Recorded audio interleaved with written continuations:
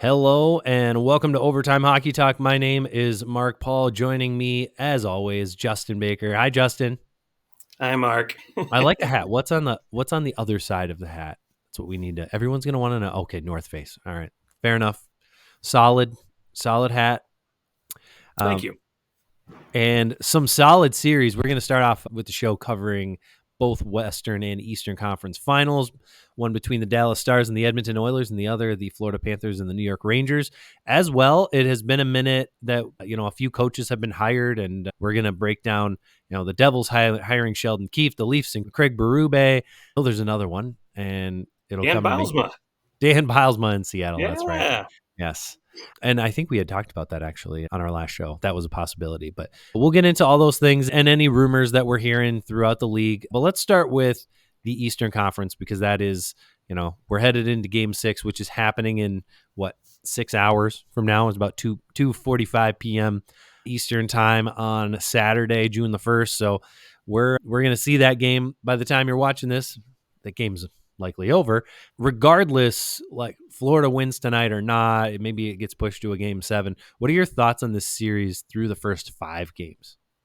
Well, better go to Game 7 because, my latest TikTok, I'm like, come on, Rangers. But, really for me, I've enjoyed the goaltending battle so far with this whole series.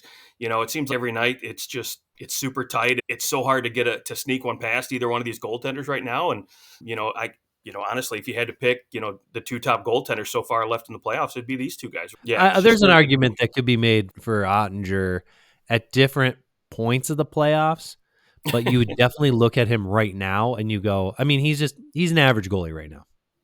Yeah, absolutely. He's not losing anything for the Stars, but he's also not winning anything for the Stars.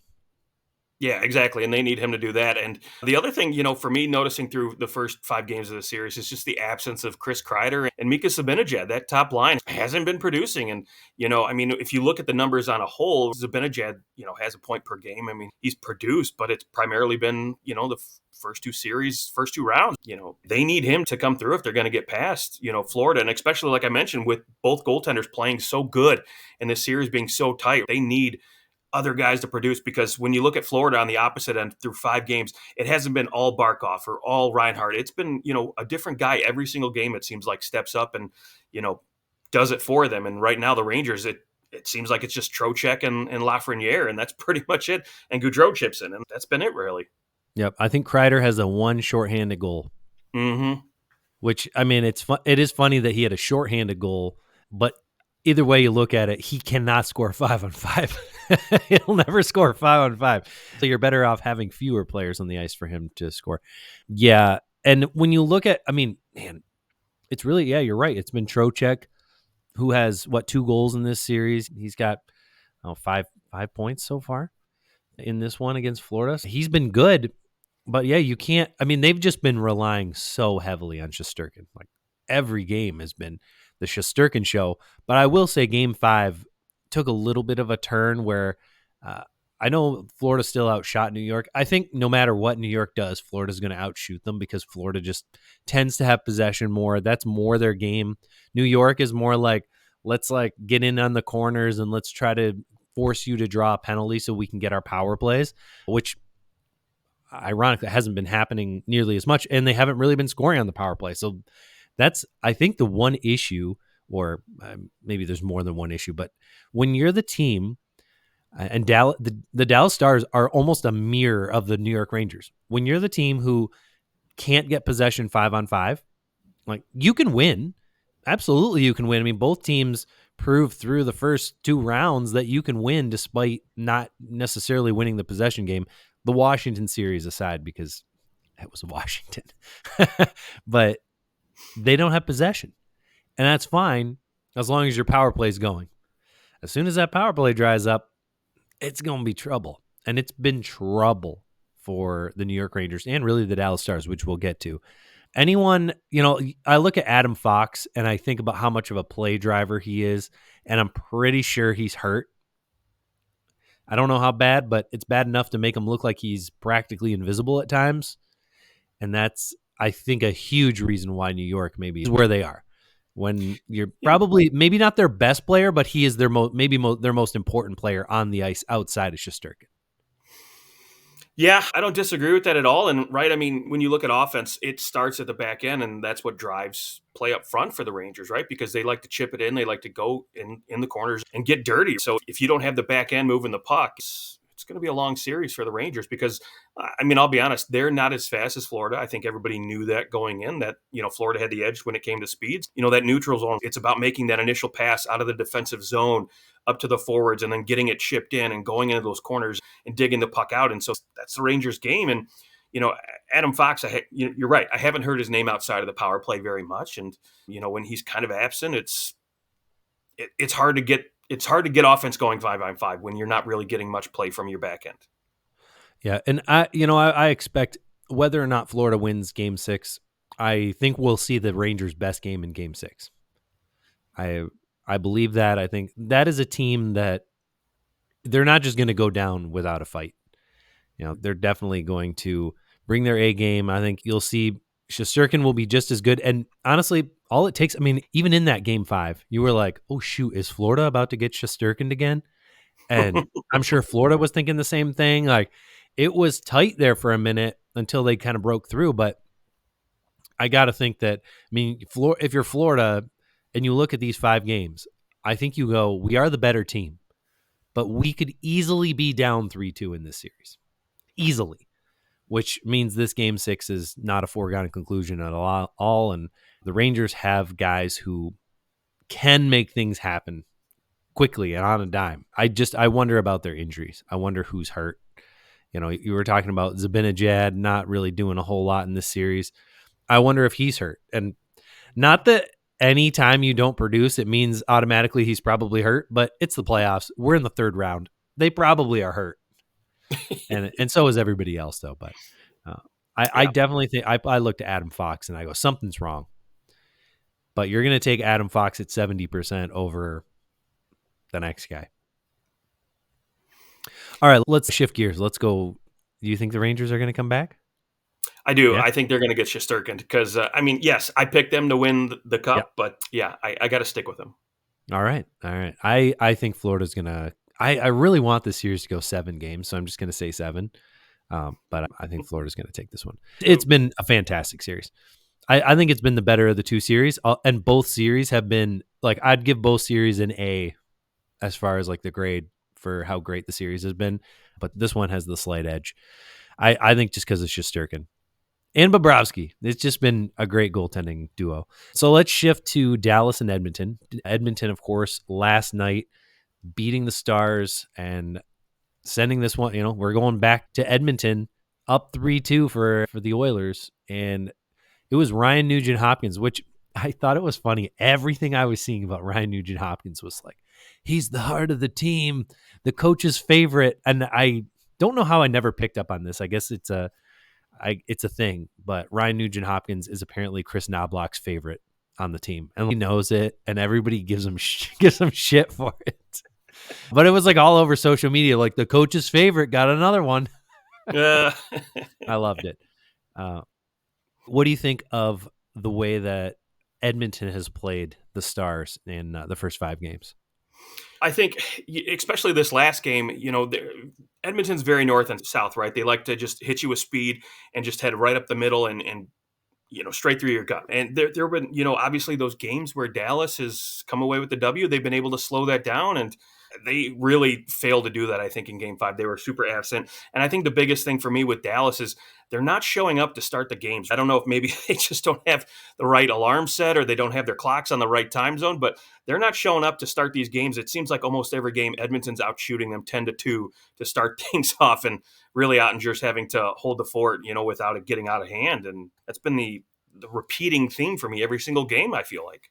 Yeah, I don't know if you watched the press conference following game 5, but of course, hey, we're deep into the playoffs now, and ESPN starts to send some bigger name people, and Tim Collishaw was there. I don't know if you ever watched, I think it was like Around the Horn, or he was one of the guys on there, and he asked Pete DeBoer, head coach of the Stars, he's asking him, essentially like questioning the team's character and like why they aren't getting started on time.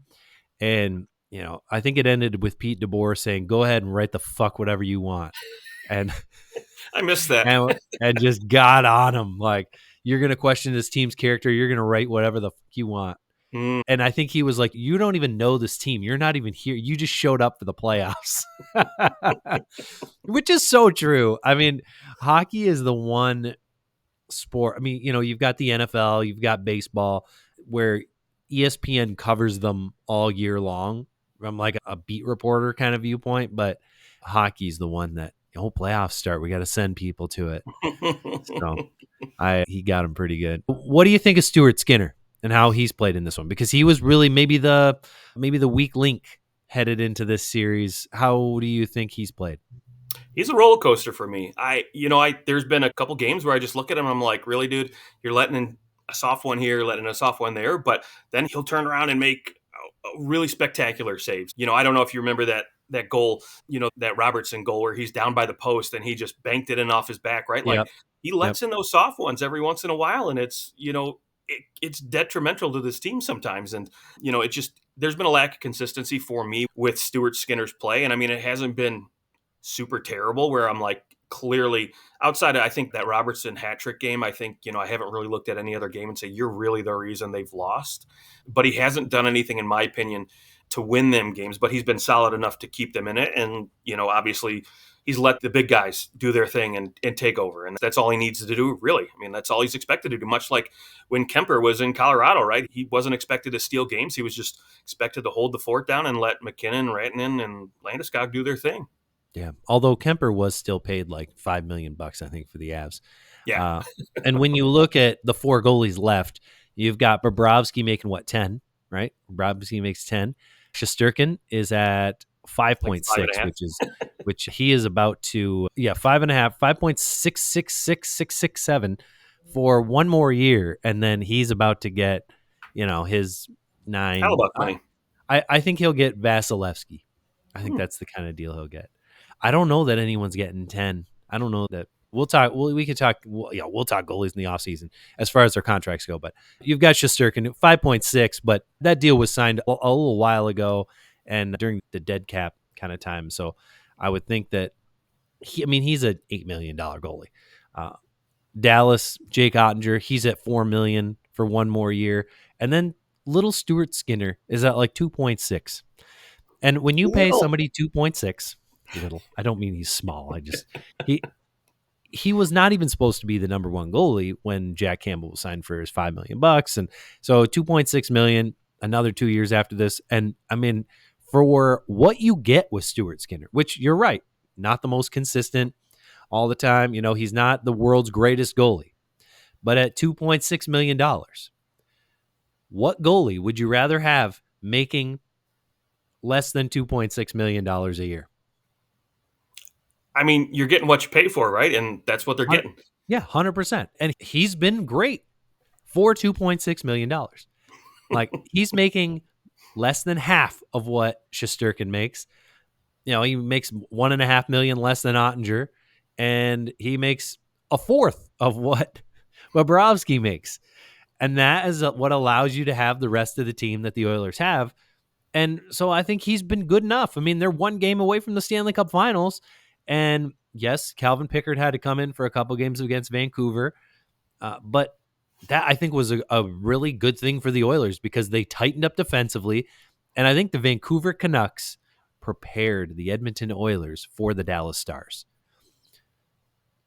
So, because the Vancouver Canucks weren't going to have huge possession numbers against the Oilers.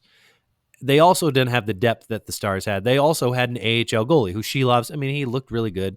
He wasn't expected to be there. And I think when you look at it, Dallas is almost like a much better version of Vancouver.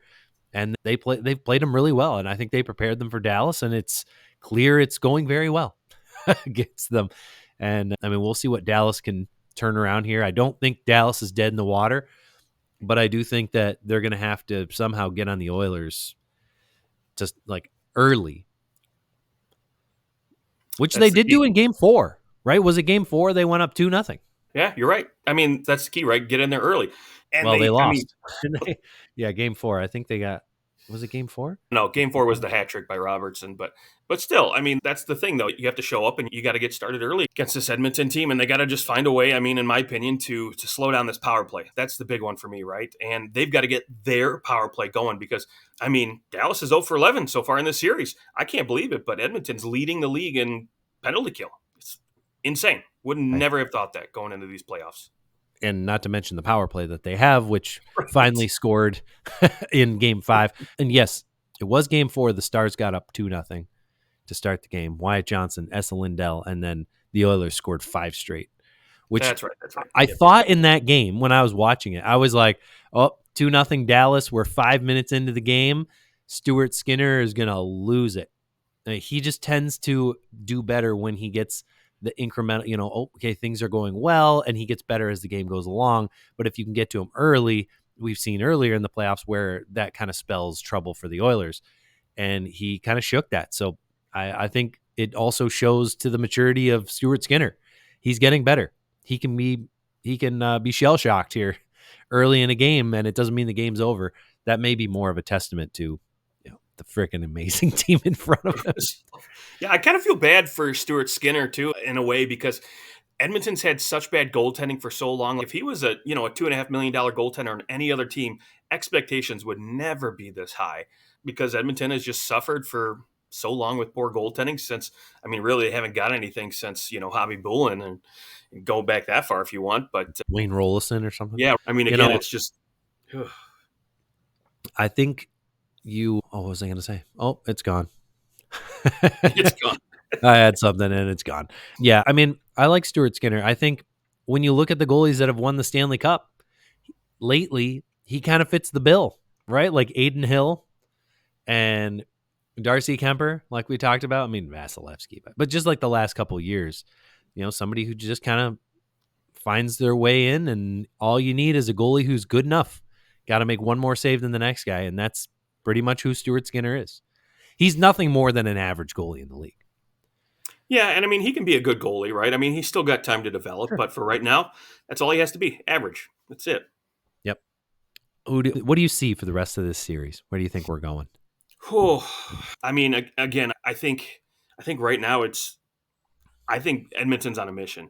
I think, McDavid and Draisaitl, they look possessed. That top 4, whatever you want to call them, the core 4, like in Toronto, right? You've got Bouchard, Draisaitl, McDavid, Nuge. These guys are rolling right now. And I mean, yes, I've talked about the depth, and that's been my biggest key to why I picked Dallas in the series, is because up front, Dallas has got so much more depth. But if Edmonton continues to play defensively like they have and get average goaltending, I think these 4 guys up front for them, and Bouchard on the back end, they're just playing so well, and they just seem possessed. Like they finally want to get over that hump. They've been trying to get to the finals for so long. I think right now they're going to close it out. I can't see. I have a hard time picking Dallas to come back in this, to say the least.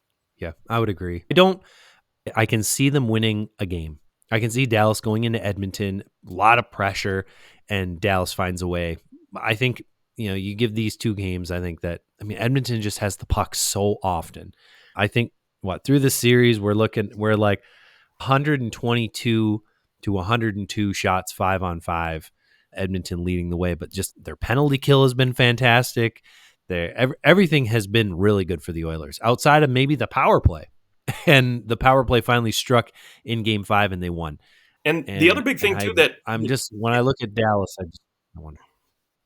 Yeah, the other big thing for me with Edmonton is outside of game 1, that double overtime, they've started over 50% of the draws in the offensive zone. So if you can't keep them out of the offensive zone, it's not going to end well. Mm-hmm. Yep, that's very true. And, I think it was early in this series, or before the series started, the whole thing, and I think I actually did a TikTok on it. You can find us on TikTok, ot.hockey.talk. Because for some reason, OT Hockey Talk's gone, but there's no account. I can't get it. So there's some dots in between, but you can find us on there. And I said, I think that the way the Oilers will beat them is through possession. And that's probably the one falter of the Dallas system, is that they don't have the puck enough. And it's proven very true in this series. And I will say, I know you want the New York Rangers to win, but when you look at the possession numbers of the Panthers and the Oilers, how does it not just tickle you just a little bit to go, damn, if both those teams play each other in the finals, they both want the puck all the time. Which team is actually going to be the one that has the puck? Because they both play. It'd be like if the Rangers and the Stars ended up in the finals together. I think you just have the puck sitting there and the guys would be checking each other, but they'd never touch the puck. These two teams are going to be, they want the puck. And I think it's going to make for an unbelievable final. I think we are steamrolling ahead to a Panthers-Oilers final. And I know the league would love the Rangers to be in the final with the Oilers. I think that would be the number one ratings success if you had all of Canada and all of New York and the surrounding areas watching the Stanley Cup Finals. You'd get some big numbers, but I think it's going to be Florida, Edmonton, and I think it's going to be fast and everyone wants the puck. It's going to be crazy.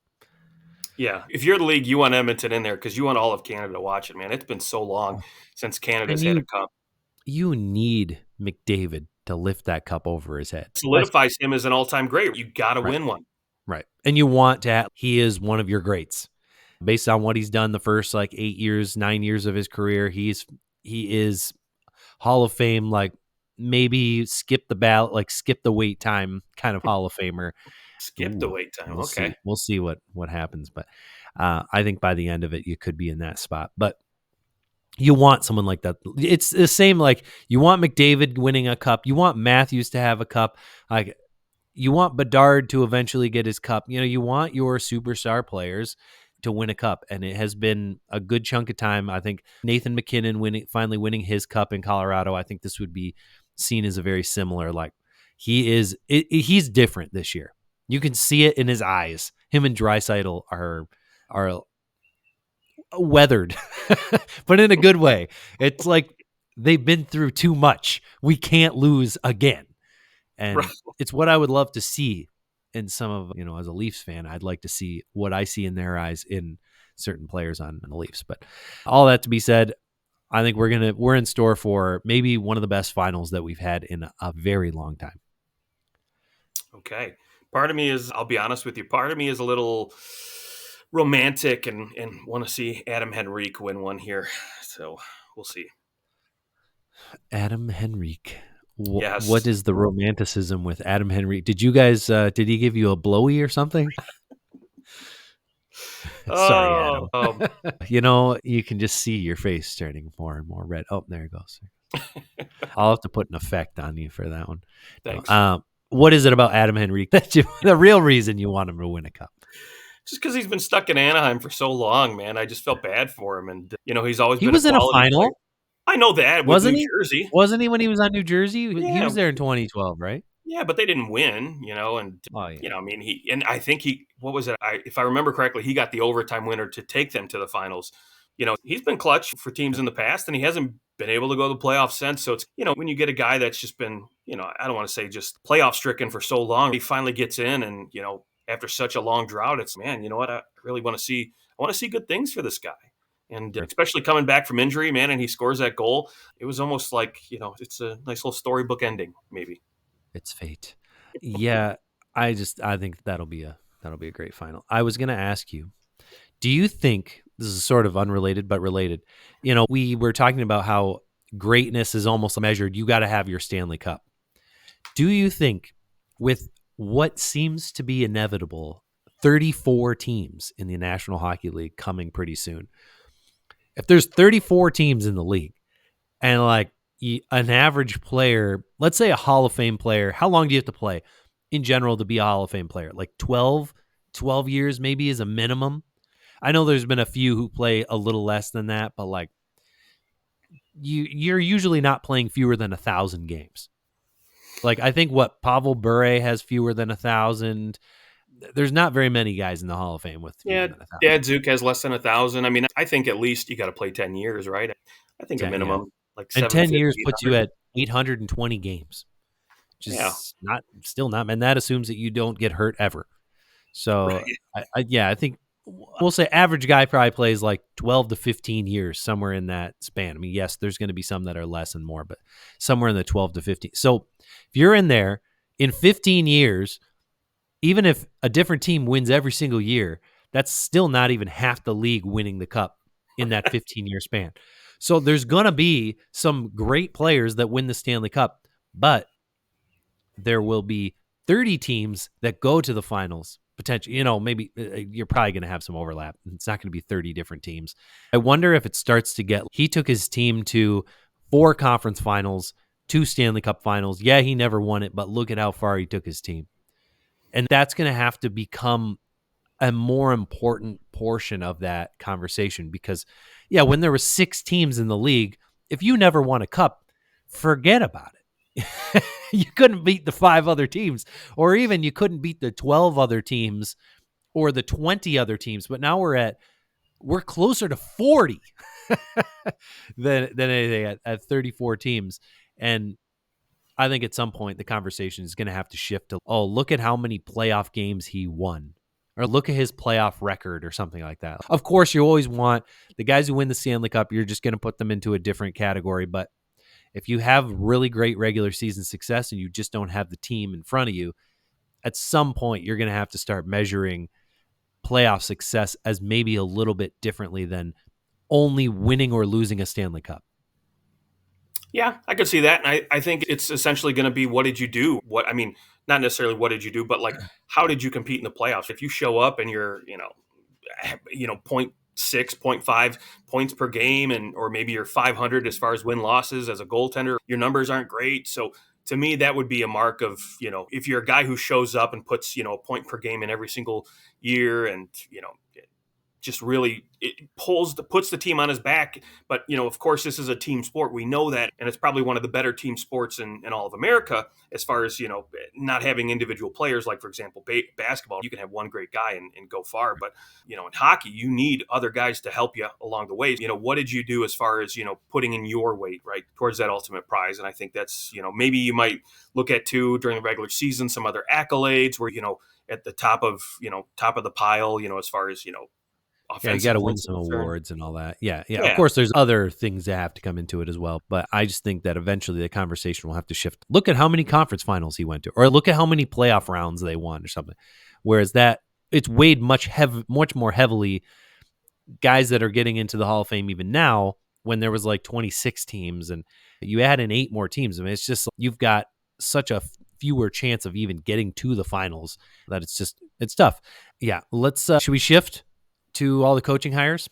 I love it. Let's go. All right. Let's go to the big one, because Craig Berube getting hired by the Leafs, that was probably the biggest news that broke that in this time span. And of course he comes in, kind of says like all the things that you expect him to say, didn't really say much at his press conference, and he's coming in and he's going to do some things. Now, we did see someone took a picture of Mitch Marner and Craig Berube in a coffee shop in Etobicoke.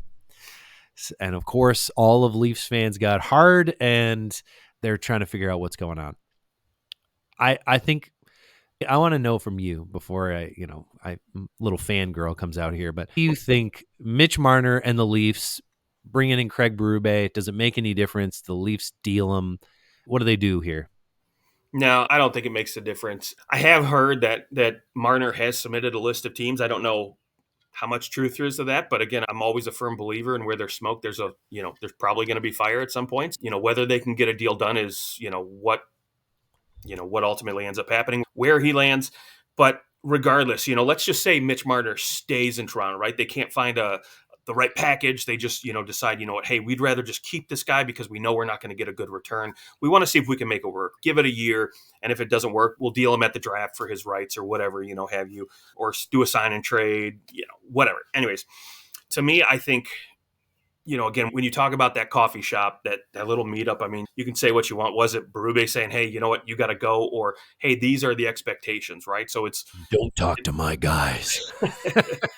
Right. But for me, I think, more than anything else, it's, I think it's good on Berube to meet with every player, regardless where they're going to end up, because he has no control over that. You have to assume, if you're Berube, that, hey, Mitch Marner is going to be back next year. You don't go in with the assumption that they're going to trade him, because that would just be, that'd be the stupid way to play to play your hand right now. So you have to go on assuming he's going to be there.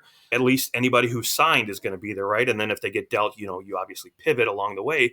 So for Berube, create that relationship, start building that, that relationship, have that foundation, and then know what Marner's expectations are. Maybe see what he wants to do. Maybe that was the whole point of that, because we know about Berube and what he's going to bring to Toronto. Maybe, we've already heard, oh, he's going to bring more structure. He's going to bring better defensive systems, yada, yada, yada. We don't know for sure what he's going to do, I think but, the county is probably going to be the biggest adjustment. And maybe that was part of the sit down. It's just like, hey, you know what? This is what I've seen out of you. This is what I'd like to see going forward. And again, not assuming that he's on his way out. You don't want to, that would be a fool play. But, to me, I'm excited to see, I would like to see Marner get another shot with this lineup and see what they can do with a new coach, a new system, and have a whole offseason to just kind of figure those things out right now. Whether or not, again, management, Shanahan, the rest, Brad Trevilling, these guys ultimately deal Marner is, a whole nother issue, because you need some help on the back end. You need a goaltender. So we'll see what ultimately plays out. But I like at least that he started building that relationship with Marner. I'm going to tell you what I think happened in the interview process with Craig Berube. Because, of course, you're coming in, like, once you're at a certain point in the interview process, they're going to ask you about, what kind of line combinations, or like, what structure are you going to play? What are you going to do with this guy? How are you going to play? What would you do with the goaltending situation right now? They're going to ask you all those questions, your approach. And I think they went like, what would you do with Mitch Marner if you were us? And I think he went, look, I've been able to take other players when I was in St. Louis. I took guys who maybe weren't known as being super tough, i.e. like a Tarasenko. I don't think that he was known as being super tough. And he took Tarasenko, and by the time he was done in St. Louis, by the time Tarasenko left, I know it's not like Tarasenko is going to go and blow anybody up. You don't want him to. But you looked at Tarasenko, like when they won their cup, he was a valuable part of that cup run. Like, they don't win the cup without Tarasenko, and he was throwing hits. He was doing things that were very not Tarasenko. I think he went and just goes, I can do that for Marner. Like, I can take this guy and I can mold him into the player that he can be. Like, I can do it. I've done it before. So don't trade him. And of course, management is going to go, I mean, we have to look at all options. Hey, if you can go out, you can get a stud defenseman for Marner, you might need to do it. Just because, not because you don't like Marner, but just because you need a defenseman who can. You look at all the teams left in the playoffs. Like Dallas has their Heiskanen, and I know the Leafs have Morgan Riley, but most teams have the extra guy. You look at the Panthers, and it's Forsling and Ekblad, and you need a second. Montour, yep. And funny enough, Montour hasn't even been that great. But you need to have more than just one defenseman.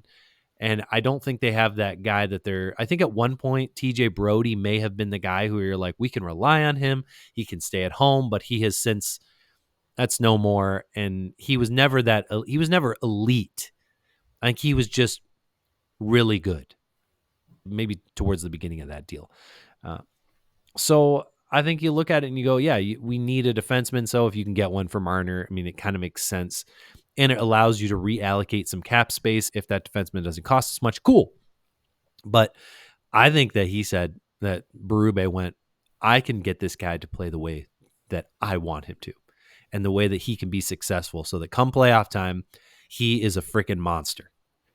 And I mean, if a coach came in and told you that, and you go, all right, let's see what you can do. I mean, you can always trade Marner at the deadline. You can go, yeah, we want to see some progress. And if we see that he's starting to make some changes in his game to become the player we need him to become playoff time, then great. And you can always trade him at the deadline. Maybe that means he still has a good regular season. I mean, he's never going to in value unless he goes and, of course, like gets hurt or something. But I think that's got to be, like, as a coach, you're never going, I don't want this guy. You're going to look at Marner and go, oh, I can make this guy what he needs to be.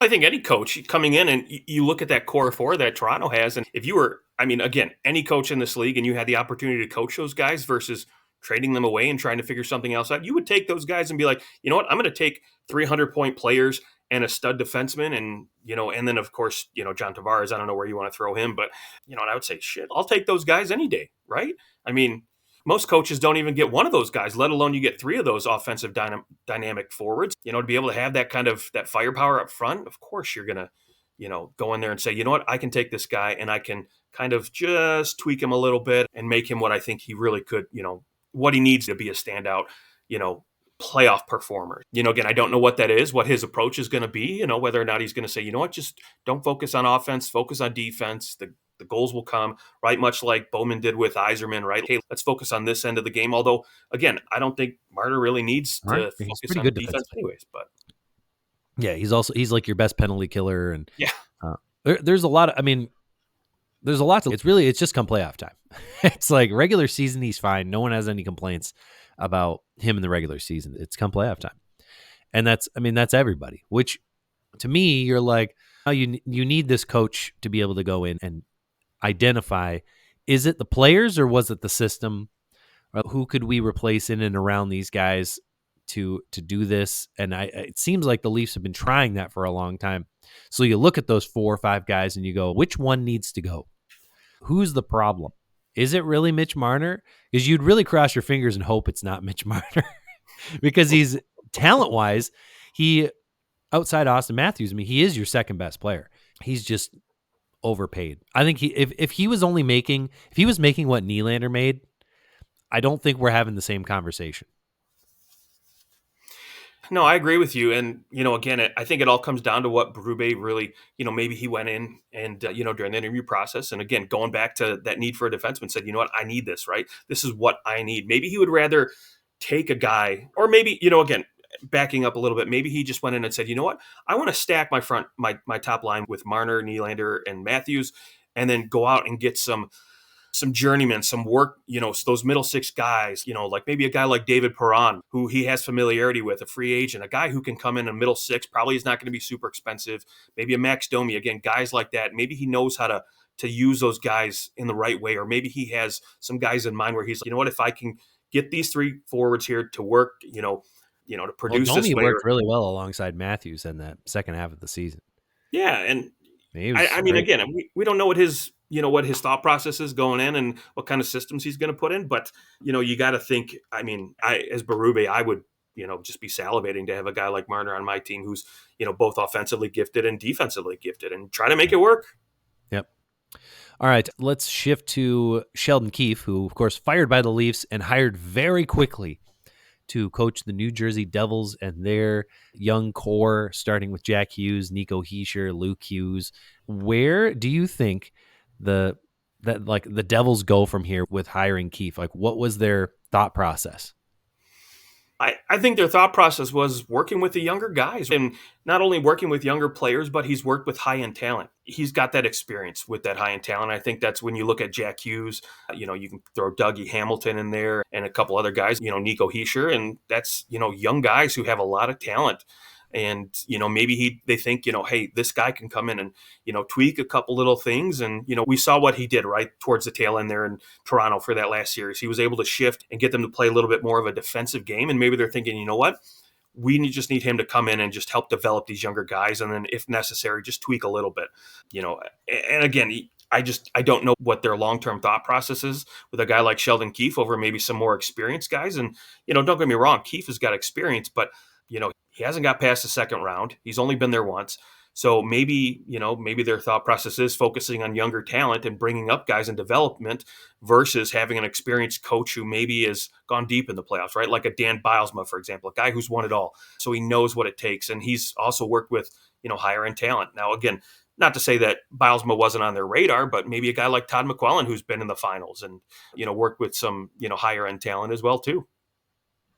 Yes, and I also think they looked at Sheldon Keefe and they went, this is a guy, yeah, sure, his team didn't win in the playoffs very often, the one time. Now, there are some, you can also look at it and go, all right, well, the first year that he took over, he was fired, like Babcock's fired halfway through the year. He takes over a team that was way out of the playoffs. They found their way into the playoffs, and they almost beat the Boston Bruins, who were really freaking good that year. And they pushed him to 7 games. So they're like, yeah, he did lose in the first round, but not all those first round losses were considered catastrophic. Like that year, it was. I mean, yeah, the Leafs lost in the first round, but like Sheldon Keefe's only been here for 3 months or 4 months, and they almost beat the Bruins. Cool. And I think it was another year. You know, you're like, we lost to the Tampa Bay Lightning, who went on to win the Stanley Cup. It was that Montreal series was the one that was like, should have won that series. The Montreal series was killer, and I think that's really the one year where they should have won and they didn't. All the other years, I don't know that you would have looked back and gone, "Oh, the Leafs should have won that." So Yeah, and I mean, either way, I still look at again all those early exits and even the second round loss there. They still showed up. They still competed. Right? They weren't just pushed over and swept and looked like a bunch of jabronis. well, Again, look, that's I think the New Jersey Devils looked at him and said, "All right, we went to the Stanley Cup Final in 2012. Since then, we've made the playoffs twice. That's 2 times in 12 years they've made the playoffs. They won 1 round and probably a very fortunate win in that round. They beat the New York Rangers, who were heavily favored, and they kind of had a miracle year that year a little bit based on what they did the year before. They had 63 points. And the year before that, they had 45 points. I know it was the COVID year, but they were bad. Then they had 112, and then they went back to 81. And I think they went, you are going to come in here, we are going to make the playoffs every year. And then we have a good enough team to advance through the playoffs. Yes, do they want to win the cup? Absolutely. But first and foremost, you got to make the playoffs every year. That's a non-negotiable when you are one of the best teams in the league. You make the playoffs pretty much every year. You can have a hiccup here and there. Tampa Bay had one hiccup that one year where everybody got hurt all year long and they missed the playoffs. Other than that, Tampa Bay's been in the playoffs every year. The Toronto Maple Leafs, yeah, they haven't won in the first round very much, but they made the playoffs every year. The Boston Bruins, they make the playoffs every damn year. That's where you got to get to first before you're going to go and you're going to win a cup. And you got to think too, right? They've had Lindy Ruff in there for quite a while now. And you wonder, we had this old veteran coach, this guy kind of stuck in his ways. Why do we want to go out and find another veteran guy who's just going to, again, have that lack of flexibility? And maybe that's what they think in Sheldon Keefe, a guy who, again, a little newer hockey kind of guy and who has that flexibility to, change systems and isn't really just, again, stuck in his ways. Yeah.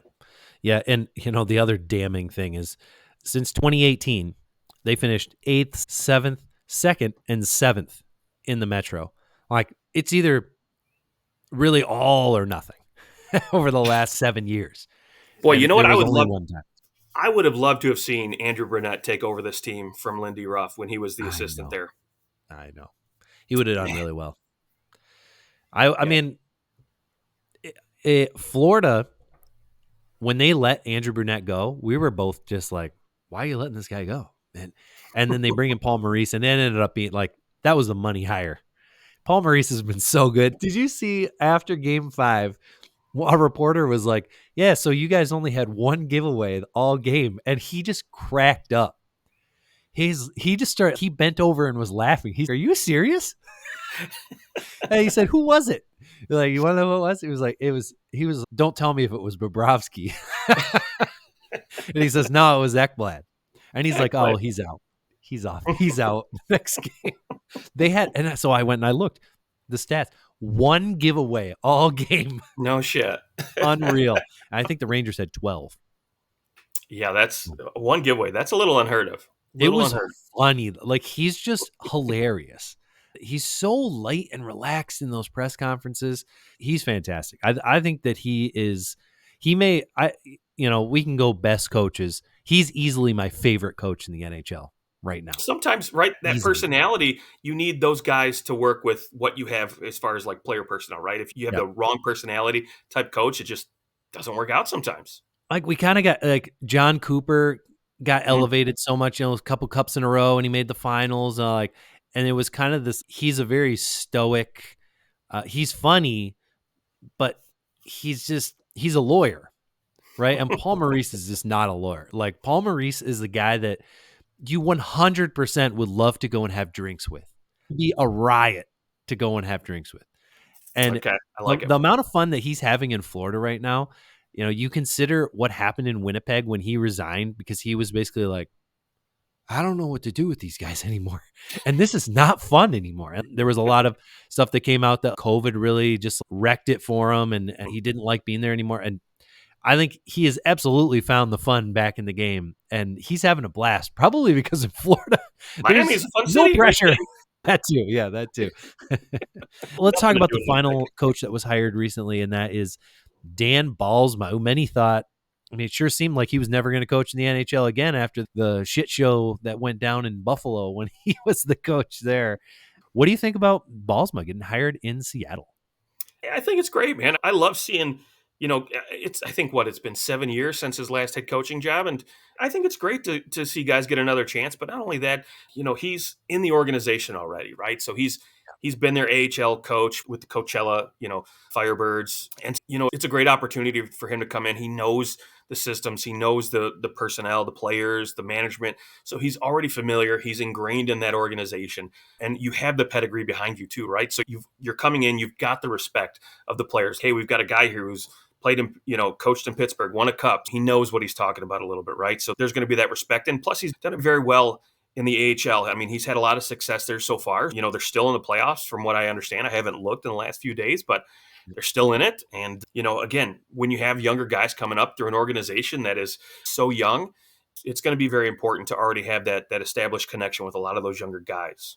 Yeah, they're actually up 2-0 in their series Nice. right now, too, in the Western Conference Finals. I think the most important thing, and the reason that ultimately they hired him, he took Shane Wright, who it seemed like everything was falling apart.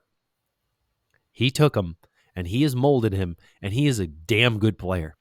Yes. For the Coachella Valley Firebirds. He has been fantastic, good defensively, like everything that he was touted for in juniors.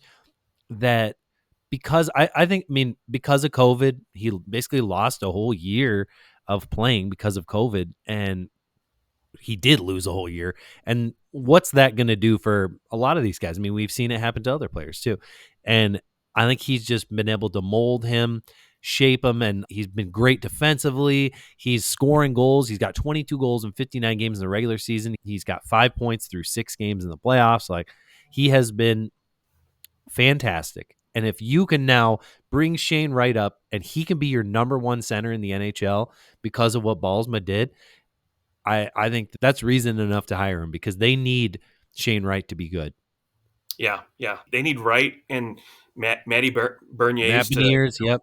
Yeah, And if he can do the same thing for him, I got to think that's what they're looking at. They're going, look at who he coached when they won the Stanley Cup. I know it was like a very different game. 2008 Penguins in the finals. They went to the finals twice, right? 08 and 09. And you'll look at, I know it's Sidney Crosby. It's a big, I'm not saying any of these guys are Crosby or Malkin, but what he was able to do and shape young players. I mean, we have never, ever seen that again outside of Chicago and Pittsburgh.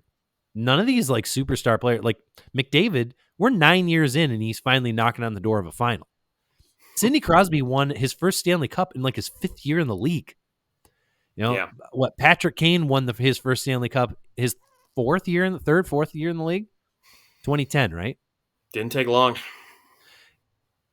I got to think you're looking at it going, maybe he can do something. Maybe not, like, maybe we're not looking to those heights quite yet, but maybe he can do what he did with really young players to help them along and make deep runs in the playoffs. I mean, it's worth a shot.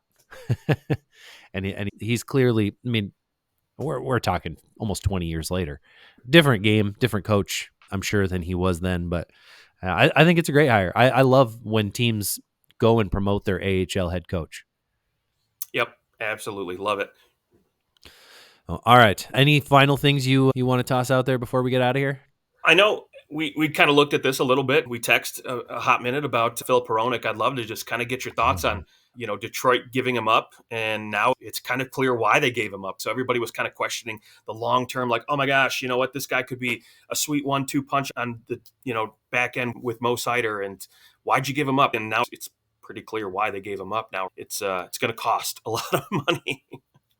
Yeah, of course. And there was an article that I had sent Justin, and it essentially said, Hey, Vancouver, like Yzerman saw this for coming, so he got his draft picks, and now here's Vancouver, and they might not be able to sign Philip Roenick, who is he's an RFA with Yep. arbitration eligibility. So whatever the arbitrator would decide, if it gets that far, then they have to either take it or he becomes a free agent. I'm going to go the other way. I mean, yeah, I think Yzerman definitely knew that he was a good player. I don't think he knew he was going to be this good, nor did anyone think that he was going to be this important to Quinn Hughes. That's the thing. I think they clicked. They found that chemistry, and you didn't have that in Detroit. At the time, Vancouver was desperate. Tyler Myers was not the greatest of defensemen on the right side, and so they were desperate to find somebody to match up who could play that speed game, be responsible defensively, and What did he get unfortunately in for? Detroit, Did he get a second and a fourth or something like that for? he got a first and a second, I think it was. It was a first and a second. Yeah, I'm gonna look it up. Well, Here I real mean, quick. you can't complain about a first round pick. But I will say that the argument of he would have cost him a lot of money, therefore he shouldn't have traded him. I mean, Connor McDavid cost the Oilers a lot of money. Maybe they should trade him. There is a point where you go, I mean, in some respects, I don't think Yzerman knew that he was going to be this good. He's going to be Devin Taves. They've got to be looking at that and going, this is Devin Taves. I think they're hoping that they're going to have their Makar-Taves pairing with Roenick and Hughes. And they got lucky with Hughes, too, and signed him as cheap as they did. Right, which Devin Taves signed 7.25, but he's much older, though. He's 30 years old, and Roenick's only 26. I mean, I think that number is probably reasonable, somewhere between $7.5 million. I think you almost have to do it. And maybe Roenick kind of knows you're going to make Quinn Hughes real unhappy if you don't bring me back, because we both just had career years together, and we got to within a sniff of the conference finals when we weren't even supposed to make the playoffs. Yeah. And unfortunately, it might end up costing them maybe someone up front, right? Like, I don't want to say a Brock Besser, but you're going to have to move some money out to keep him, because, you just paid Elias Pettersson. You've got JT Miller signed, and, of course, gosh, I don't Brock see a Besser world where Mikheyev stays in Vancouver. No, I can't either. I think he's got to be the odd man out. I mean, he's making almost $5 million. He has a 12-team no-trade list, but you can work around that, and I don't see a world where he stays, because you can't trade Connor Garland. After the playoffs that he just had, he was unreal. He was their best player, probably half those playoff games. He was fantastic. Yeah, he and Elias Pettersson were great. And Joshua, they have so many, RFAs and UFAs they have to look at. It's going to be crazy to try to, piece back a team, I think, after the year they had. And for Detroit, you mentioned we mentioned the first and second round. I'm looking at who they ended up drafting in 2023, and it was Axel Sandin Palika. And I'm not sure if you're familiar with him, but I mean, this kid he's going to be a stud in the NHL. And I think already a lot of, hockey writers out there, they've got him penciled in as like the number 1, number 2 prospect in Detroit's pool already. This guy's that good. I mean, yeah, and that makes the trade worth it. I'm not saying that the trade wasn't a wise decision, but the argument of Yzerman knew he would cost too much. Like, I don't know. I don't know that Yzerman would look at it and go, he's going to cost me too much. Because if he's going to cost you a lot, that means he's good. I don't think Yzerman is going, let's give up someone really good for a draft pick where I don't even know who we're going to get at this position at that time. Obviously they end up with a guy that they really like and it works out, but I don't know if he's going to be too expensive, so let's trade him. I think people are overvaluing him right now, and I can get a first and a second round pick for this guy. Let's go. And then he ended up being better than I think anyone thought. At the same time, though, I don't think Yzerman's going to regret it because of the pick that he got, but also he'd go, we don't have Quinn Hughes. And that's great for him. He's great with him, but he's not playing. It's not like we were going to put Roenick with Ben Chariot and he was going to be good all of a sudden. Him and Moritz Seider didn't play the same way together that Hughes and him are playing together. So I think it was a win. Like, everybody can smile and be happy about it. As long as Vancouver signs him. If Vancouver doesn't sign him, then Vancouver's going to be real pissed. Yeah, I mean, I think they could probably get a first rounder for him, but I don't know if they're going to get a first and a second round right now for a guy like that. But With you never 1 know. year left of before he becomes a UFA. Yeah. That's the thing. I don't think they're going to trade him. I think it's Mikheyev Yeah, on his way out. they'll find a way to make it work. I really think so. Yeah. You know, whether they got to give him a little bit more term or, you know, maybe he takes a 3-year deal and he cashes back in when he's 29. Who knows? But Yep. They have almost $24 million in cap space available as well. I know they've got several guys to sign, but they got to decide. Joshua. I doubt Elias Lindholm is coming back, although they really like the way he played in the playoffs. But I he's got to priced think himself out. Boston's gonna throw him some money. Ooh, Boston. Okay. I think they're going to go after another Canuck by the name of Elias Lindholm, but we'll see about that. No, that's what I'm saying. Elias I Lindholm. thought you said Dakota Joshua. I'm sorry. Oh, Dakota. I'm sorry. Yes, I did say Dakota Joshua. Then I said Elias Lindholm. Yeah, I missed that. I'm sorry. Yeah, I think Boston's going after Lindholm. Yeah, He priced absolutely. himself out too. All right, that's our show. Thanks for listening. Again, you can find us on Instagram and TikTok and Twitter or X, whatever you call it, at OT Hockey Talk, ot.hockey.talk. All the links are in the description below. Just click them, follow us, and yeah, you can let us know what you think. Leave some comments, and we will be back after both conference finals are over and Stanley Cup Finals will be beginning. We'll do a preview of the Stanley Cup Finals. Until then, enjoy the rest of the third round, and we'll talk to you soon.